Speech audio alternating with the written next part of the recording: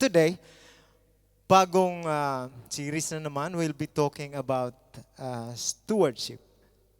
Kung alam ng karamihan o sa mga hindi pa masyadong alam yung patungkol sa stewardship, ito yung patungkol sa pagmamanage natin. Tayo ay pinagkatiwalaan lamang. Tayo ay tagapagmahala lamang ng kung ano man ang meron tayo. Tayo po ay ang lahat ay mga steward ng anumang pinagkatiwala sa atin. And I would like to give title of this after I read the question. Ito po yung aking tanong na nabasa na ng karamihan. Have you ever been entrusted with work greater than what you normally do? Napagkatiwalaan na ba kayo ng mas malaking trabaho kaysa nakasanayan natin gawin? Ability natin, sa nature natin, sa kultura natin, di lang karamihan sa atin ay nangangamuhan. Madalas. Sa amin, normal sa amin, nasa routine na kami. Hatid bata, hatid amo, punta palengke. Minsan, or sa mga driver, biglang sabihin na amo, pick upin mo si, tas hindi mo kilala at hindi mo alam yung lugar first time pupuntahan. Parang ang hirap noon, challenge. Kami, sa mga driver. Nagmamaneho kami papunta doon, pati pabalik, kabadong-kabado dahil di ko kilala yung amo. Minsan may mga ganyan kaming trabaho. Alam ko kayo din. Ang nakasanayan ninyo maglinis lang, magluto, mamalingke. Tapos biglang may bisita. Tapos yung bisita pa medyo, siyempre kakabahan ka, hindi mo kilala eh. Hindi mo gamay yung gawain pagka mayroong bisita. Naninibago ka. I think that considered to me as a greater work than I normally do. There's more challenge. There's more kaba sa puso natin. Let me give the title of our conversation this morning. The Entrusted One. The Entrusted One. Ang sa Tagalog niyan ay parang pinagkakatiwalaan. Ang tatalakayin po natin sa umagang ito, since pinag-uusapan natin yung stewardship, kung paano natin minamanage na kung ano ang meron tayo, kung ano ang pinagkatiwala sa atin. Let me bring you to the book of Matthew, chapter 25, verses 14 to 30. Mahaba. That is the parable of the talents. The parable of the talents. Let me give you the brief background about this talent. Nung time na yon, it is a unit of measurement or timbang na ito ay katumbas ng one talent equals to 34 kilos. Sa ibang term is gold ang ginamit nila or silver. Or other explanation, it will cost about 20 years of wage ang isang talent. But on our perspective, as we go along, makikita natin na iba yung patungkol sa talent na natanggap na natin sa ngayon. And give us all the background of the context of this chapter 25. Chapter 24, napagit yung mga disciples asking Jesus kung ano talaga ang patutunguhan. Saan talaga papupunta ang kaharian, paghahari ng Panginoon. Now, in the first part of chapter 25, about the 10 virgins, I will talk about being ready. Dapat handa tayo. And this middle part is about being faithful. Kung ano ang tinanggap natin. And the last part nung mga goat and kung ano yung sa last part ng chapter na to is about being loving. mapagmahal. Let us focus dito sa gitna. Itong kung mapapansin ninyo, tatlong parable in one chapter.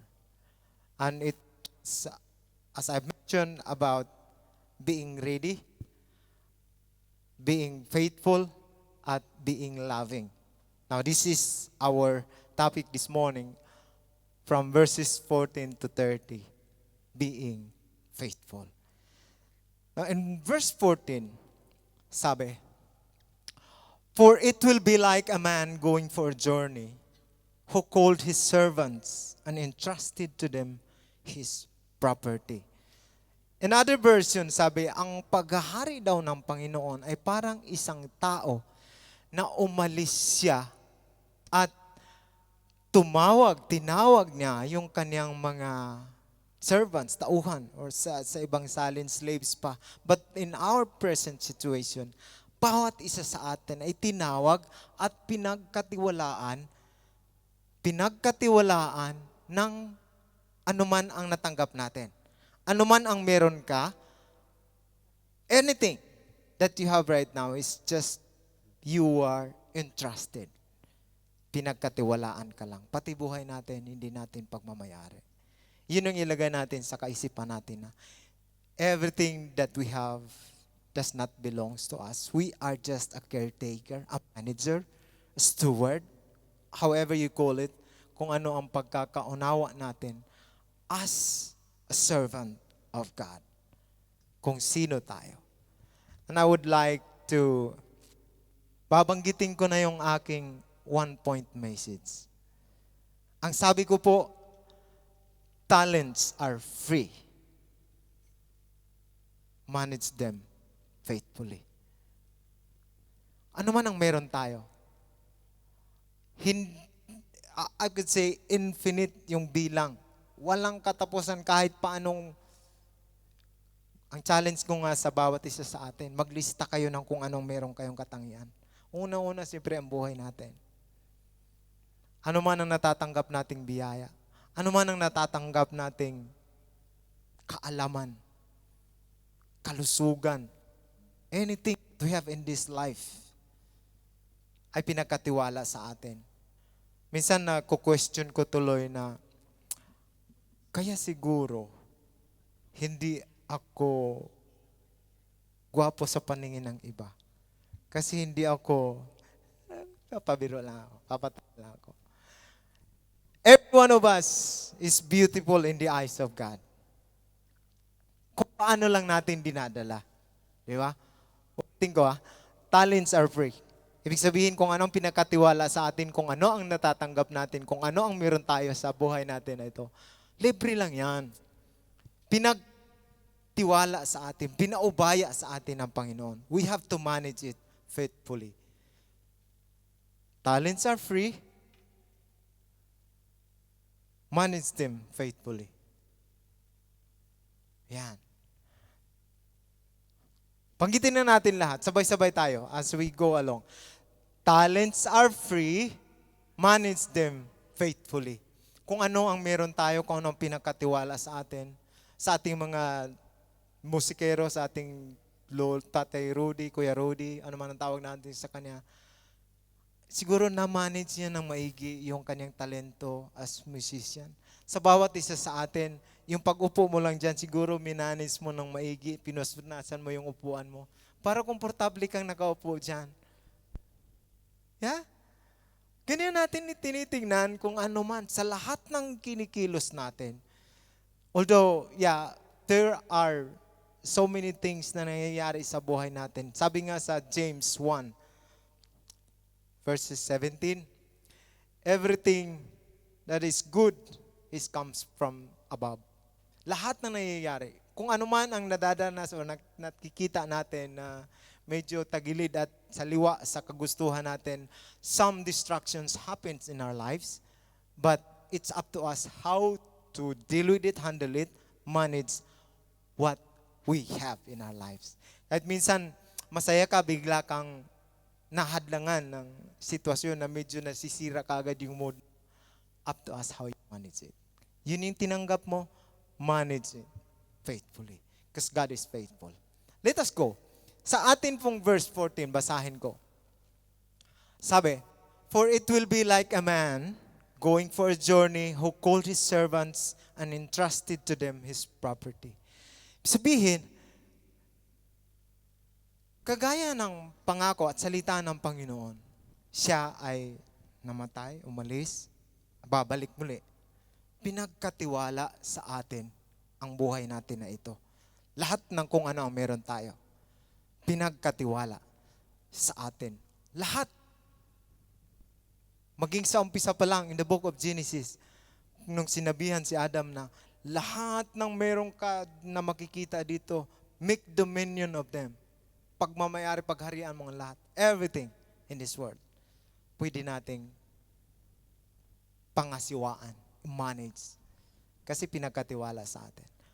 And verse 15, sabi, to one, he gave 5 talents, to other 2, to another 1, to each according to his ability, then went away. Ang iba, yung isa, binigyan ng 5, yung isa, binigyan ng 2, yung isa lang. Each according to his ability. Ibig sabihin, kilalang kilala tayo ng Panginoon. Kilalang kilala tayo ng tao na ito. Walang iba kundi ang ating Panginoon. Kilalang kilala na tayo. Kaibuturan ng kung ano ang meron tayo. Alam niya kapasidad at kakayanan natin. Kung siguro, naisip ko nga, while I was preparing this, kung siguro lahat tayo ay binigyan ng Panginoon ng abilidad na maging mayaman, sino pa ang katulong? It's according to his ability. Hindi man tayo pantay, hindi man tayo lahat parehas ng kakayanan at karunungan na binagkaloob o taglay natin, alam ng Panginoon. So he went away. Tapos nangyari sa verse 16, he who had received the 5 talents went at once and traded with them, and he made 5 talents more. So also he who had the 2 talents made 2 more. Sa atin, tayo. Ano ang meron tayo? How you live your life? Paano mo pinapamuhay ang buhay mo sa ngayon? Paano mo tinitingnan ang buhay mo bilang isang this is the reality. This is our real situation in our present day. Sa kalagayan mo ngayon, paano mo tinitingnan ang buhay mo bilang isang tagapaglingkod? May mga amo tayo. Gaano karami ang nagagawa mo sa araw-araw? Are you being productive in a day? Minsan kami ng asawa ko, napagsasabihan niya ako na, ano pa yan, para ka na lang, lagi ka na lang nasa telepono. Wala ka nang ibang ginagawa kundi dut-dut ng dut-dut. Maglinis ka naman. Hindi kasama yun. You know, sometimes that question struck in us. Sa akin, paano ko na nga ba pahalagahan ang buhay ko na ito, hanggang dito na lang ba ako na ang sumusunod lang, nag-aantay na lang ako kung anong iutos ng amo ko? Hahayaan ko na lang ba na kung anong iutos niya, susunod ako? Minsan ganun ang kaisipan natin sa ating mga amo. Bakit ako gagawa niyan? Yun lang inutos mo sa akin. Ito lang yung sahod ko. We think that way most of the time. Na kung ano lang yung kaya kong gawin, yun lang. I remember meron tayong na pag-aralan dito na we do extra mile. Nag-extra mile tayo, di ba? Siguro ito yung nakikita ng man na ito, the father, to this servant na binigyan ng marami. Siguro yung 2 lang, ito lang ang kaya niya. Kasi hindi naman niya tayo bibigyan ng kakayanan or anuman na meron sa buhay natin. Kasi kung minsan sabi nga, ang sobra ay masama. Pag nasobrahan, minsan nasobrahan yung expectation natin na dapat gagawin ko to, dapat ganito, ganyan. Subalit, minsan sa liwa at hindi na talaga kaya ng abilidad natin. Or, if we really work out kung ano yung tinanggap natin, yun lang ang pinagkaloob sa atin. Kaya nga question natin yan, bakit ang tagal-tagal ko na dito sa Hong Kong, mahirap pa rin ako? Ba't ang tagal-tagal ko nang nagtatrabaho, nagbabayad pa rin ako ng utang? Bakit? Those questions, baka nga, 2 talents lang ang binigay sa iyo, huwag mong limahin. But he who had received the 1 talent went and dug in the ground and hid his master's money. Or, ito na. Ako ngayon, nakatanggap ako ng isa lang. At tinago ko yung talento ko na yun. Parang si ate sa sulok lang. Parang yung, naalala ko yung kapatid ko wala dito. Sabi niya, bro, hindi ko pwedeng sabihin sa iyo yung nalalaman ko kasi kukopyahin mo lang, malalamangan mo pa ako. Hayaan ko na lang, sasarilinin ko na lang ito kasi wala ganito talaga. You know, sometimes the free will na natanggap natin isa rin yun sa kalooban ng Panginoon kung paano natin i-manage sa kung anong meron sa atin. Boasting comes in a way na nasasabi natin that ito yung binigay sa akin, siguro mapaglihim talaga ako. So hindi ko kailangan sabihin at ibahagi yung kaalaman ko. Tatago ko lang to. Happens na nagkaroon nga ng recruitment o hindi siya natanggap kasi hindi na naipakita yung kanyang talento. Huh? Ganun yung nangyari na because of our intentions sometimes, of our motives, na meron tayong talento, balit tinatago natin, thinking na baka makopya tayo, baka malamangan pa tayo kung sasabihin natin, sasabihin ko sa amo ko na ako, ma'am, magaling talaga ako dyan sa luto na yan. Honestly, sinasabi natin yung mga ganyan. But some of us would say, baka mamaya, pagsamantala lang ako, pag sinabi kong magaling ako magluto, baka pang bisita to ng bisita. Sometimes we feel that way. Ginagawa natin yun. Behind our back, behind our thoughts and mind, we have reasons. But it's up to us how we manage our talents faithfully. Kung talagang ginagawa natin yung mga bagay na kaya naman talaga natin, believing na God is looking at us.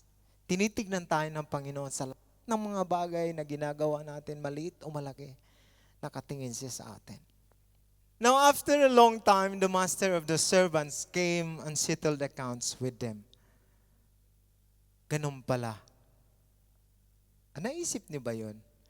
Na pagka tayo ay merong ginagawa or iniisip or inihahanda, may paghahanda tayo, there comes a time na merong mag-a-account sa atin. Meron tayong darating na araw, nahuhusgahan tayo, bibigyan tayo ng reward siguro, kung ano man yon. Meron at meron talagang darating na araw. Now, after a long time, the master of the servant came and settled accounts with them. Bumalik na. After a long while, na na-manage natin, na tanggap natin, we recognize the talents that we have. Naging tapat tayo sa mga amo natin, naging tapat tayo sa mga sarili natin, nagawa natin. Alam mo yung minsan pagka ibinabahagi as the 2 servants did, right away, they trade their money, they trade kung ano ang talent na meron sila, pinagamit nila, ininvest nila sa isang investment company, kung pera man yung natanggap nila, kung talento man yung natanggap mo, kung kaalaman yung natanggap mo, you multiplied it sa anumang klaseng pamaraan. Nagiging productive tayo. Minsan, masasabi natin na, oh, hindi ko akalain na kaya ko pala yun. Basta ipinapagamit natin. Pagdating ng araw, bumalik yung may-ari. Ang sabi sa verse 21, 20. And he also, who had the 5 talents, came forward, bringing 5 talents more, saying, Master, you delivered me 5 talents. Here, I have made 5 talents more. So, ganun din, yung isang dalawa.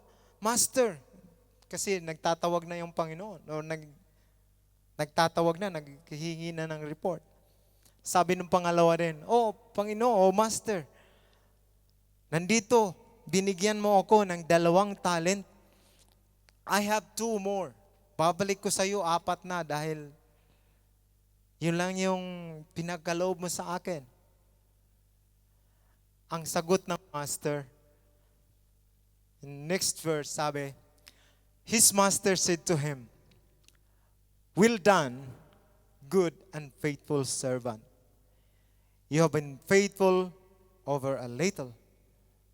I will set you over much. Enter into the joy of your master. According to the parable, 2 servant lang ang binanggit. Yung isa 5, yung isa 2. Pag-report nila, parehas ang komento at sagot ng master. Well done, good and faithful servant. I will set you over much. Dadagdagan ko pa. Or bibigyan pa kita ng mas mabigat na trabaho dahil kaya mo pala. Unti-unti lang.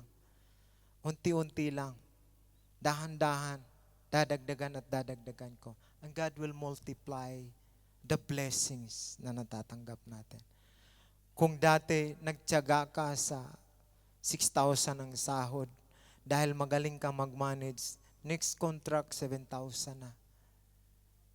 You see the promise of God, kung ano ang magagawa ng Panginoon sa buhay natin, as long as you are faithful sa ginagawa mo. Kung hindi pa man, kung 5,000 pa rin ang sahod mo next year, hayaan mo lang. Just be faithful. Baka hindi mo pa kayang mag-manage ng 50 mil ang sahod. Baka hindi mo pa kaya, baka malito ka, mamaya ang expenses mo, imbis na 30 lang, naging 50 na, mas lalo kang mahihirapan. But remember this, ang sabi ng Panginoon, enter into the joy of your master. Natutuwa ang Panginoon. Kung tayo ang nakakatanggap ng itong klaseng commendation or comment from the Lord na, halika, ako'y nagagalak, kasama ka, mag-celebrate tayo. See? Kung ang amo natin, halimbawa, ang Panginoon, ganyan siya ka-straight na nagsabi sa atin na, well done, good and faithful servant, enter into the joy of Master. Sumama ka, ako'y nagagalak. Siguro, anything that we ask, dahil nasiyahan yung Panginoon sa iyo, walang bagay na imposible sa Panginoon. Dahil tapat ka sa ginagawa mo, tapat ka sa amo mo, tapat ka sa oras mo, tapat ka sa sarili mo. Minsan, I question myself, am I really faithful to myself? Yung minsan, lagi naming napagtatalunan ng mag-asawa. Tapat ka nga ba sa sarili mo? Lagi kong hinahalimbawa ang aming buhay mag-asawa kasi minsan diyan tayo nasusubok. This is the smallest institution that we are in. Tama natin, ito yung isang, mayroong pakikisamahan mo yung kaparehas mo, no? Kung paano mo i-manage sa kukunting bagay na sa tingin ng iba, madali lang yan. Pero mahirap yun. Minsan, yung pa yung madali, at maliit na bagay ang mahirap pangasiwaan. Kasi minsan, or not minsan, most of the time, we neglect those small things na lumaki ng palaki ng palaki. Yung pala, yun, parang mahirap nang i-manage kasi nga lumaki na ng lumaki. But to myself, sabi ko nga, kung nakikita ng Panginoon yung mga simpleng bagay na nagagawa natin, paano natin minamanage sa ano man ang meron tayo? Pag sabi niya, enter into the joy of your master. Kinalulugdan ng Diyos Ama ang bawat gawa natin na may katapatan. So anything you ask, kung ano ang ihihilingin mo dahil nasiyahan yung amo mo, nasiyahan yung Panginoon, walang imposible. Kung hihilingin mo ang kagalingan or i-prolong pa yung buhay mo, sasabihin ng Panginoon, dahil mabait ka. Again, let me tell you, this is the doctrine na maunawaan nawa ng lahat, na hindi ang gawa natin ang nakakapagligtas sa atin.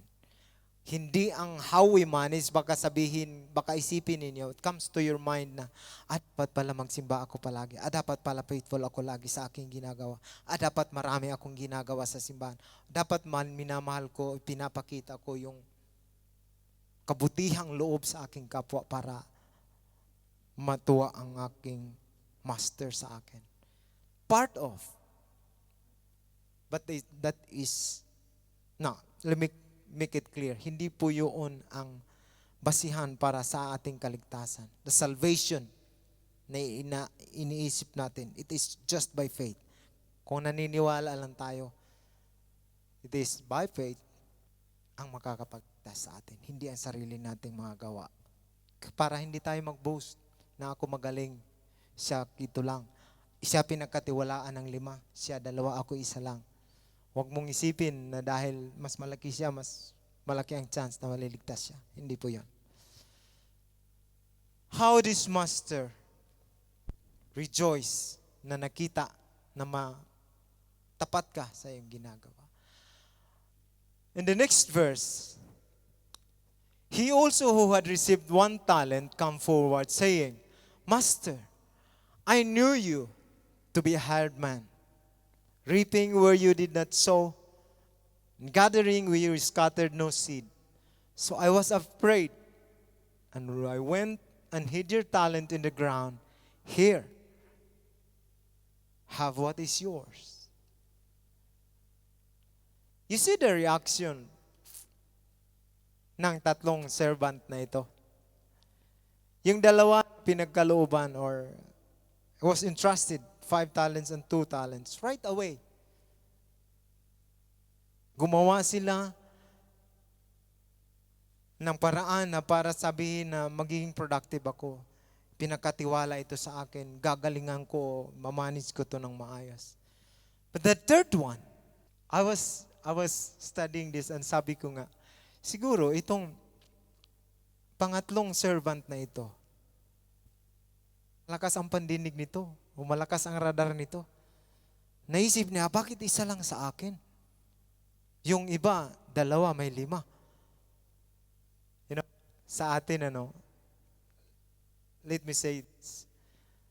Karamihan sa atin, kaya siguro hindi tayo, tatanggalin ko yung siguro, kaya iba sa atin hindi kumagawa ng bagay na ikakabuti or magandang bagay dahil iniisip natin na nakikita natin na bakit si ate malaki ang sweldo, parehas naman kami, mas mabait pa yung amo niya. Some of us would think na bakit siya maraming natatanggap kaysa sa akin. Itong pangatlong servant na ito, I believe malakas ang pandinig nito at pumasok sa isip niya, sa puso niya, na bakit ako isa lang? So ang nakita niya kaagad is complaining. Complaining kaagad yung nakita niya. At sinumbatan agad yung Panginoon. At naisip niya, nung tinanggap niya, ako medyo hindi kagwapuhan na dito lang ako sa sulok, ganyan lang. Kasi wala rin naman, hindi rin naman ako papansinin. The third servant, sabi niya, isa lang yung tinanggap ko. Kilala kita. Mahirap kang klasing tao. Mahirap kang klasing amo. Ganun kaagad, complain kaagad sa Panginoon. Alam ko, Lord, hindi mo talaga ako pinapayaman dahil sila lang ang mahal mo. Hayaan ko na lang sarili ko, naging pobre na lang ako palagi. I know you being a hard man. Nag-aani ka na hindi ka man lang nagtanim. Nagtitipon ka na hindi ka man lang effort, no?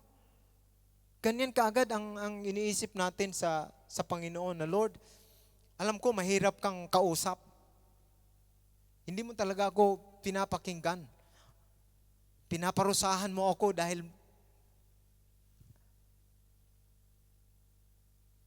we look to God at sinisisi kaagad natin ang Panginoon. Hindi pa nga natin ginawa yung pinapagawa sa atin. Sumbat na kaagad, sisi na kaagad sa Panginoon. Sino sa atin ang ganon? Ay, wala.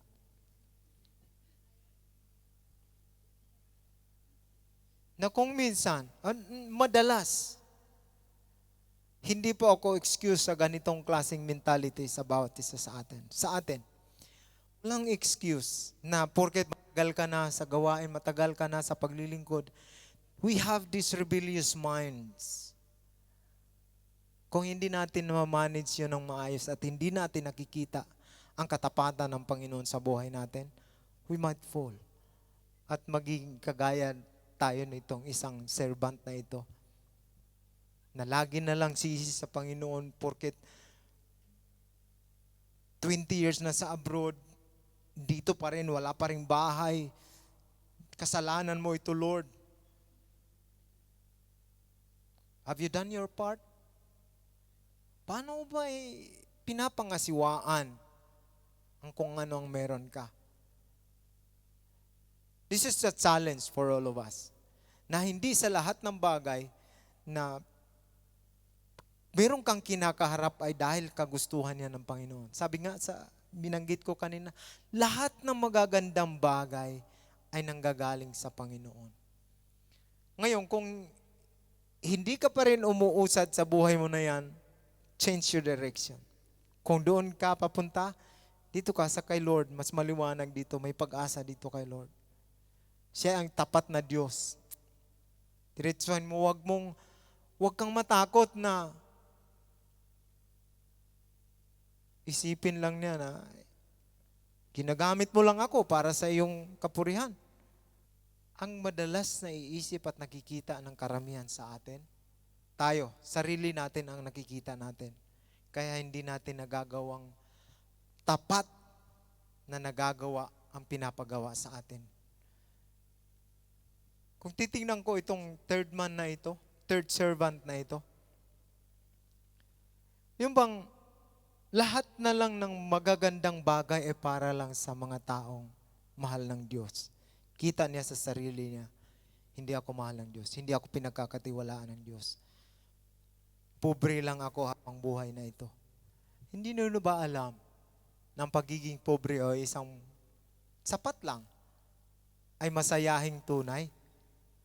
Hindi mo alam. Yung maraming kayamanan, hindi sila masaya. Ikaw na sakto lang, masaya. Subalit huwag mong isipin na lagi mong balik sa Panginoon ang sisi. Hindi ka nga nagtanim, hindi ka nga nagsaboy ng similya. Bakit ka mag-harvest sa akin? Sisi ka agad. Kapatid, kaibigan, tumanggap ka ng talento. Tumanggap ka ng buhay. Manage them faithfully. Sabi ko nga, everything that we have in this life, lahat ng natatanggap natin, buhay natin, talento natin, I will say it again and again, ay pinagkatiwala sa atin. It's up to us how we manage it. Next, But his master answered him, "You wicked and slothful servant." The other term is wicked and lazy. "You knew that I reap where I have not sown, and gather where I have scattered no seed. Then you ought to have invested my money with the bankers. At my coming, I should have received what was my own with interest." So God is expecting, kapatid, sa maliliit na bagay na ginagawa natin, huwag mong isipin na baka kopyahin ka ng kaibigan mo. Huwag mong isipin na ginagamit ka lang ng amo mo. Huwag mong isipin na put it in our minds that we are serving a living God. Naglilingkod tayo sa Diyos na buhay na nagmamay-ari ng lahat ng kung anong nakikita. Kahit minsan nakapikit ka. Ano man ang nakikita mo, na lahat ng mga mabubuting bagay ay nanggaling sa Diyos.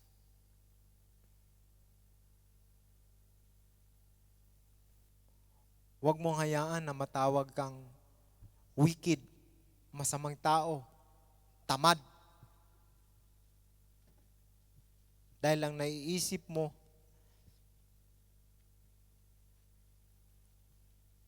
na wala kang magagawa dahil ikaw yan. Sarili mo lang ang tinitingnan mo. Hindi mo nakikita ng Diyos may magagawa sa buhay mo. Maliit na bagay na ginagawa natin. Pumunta ka dito, umupo ka diyan. Yung ngiti mo lang, yung smile lang na yan. Insignificant to others, but the Lord smiles. Kung merong isa na pumupunta sa mga gawain kagaya nito, na nagpupuri sa Panginoon, thousands were rejoicing. Maliit na bagay na ginagawa natin, na papupurihan natin ng Panginoon. Huwag nating hayaan na matawag tayo ng isang wicked at lazy servant. Paggamit natin kung ano ang meron tayo.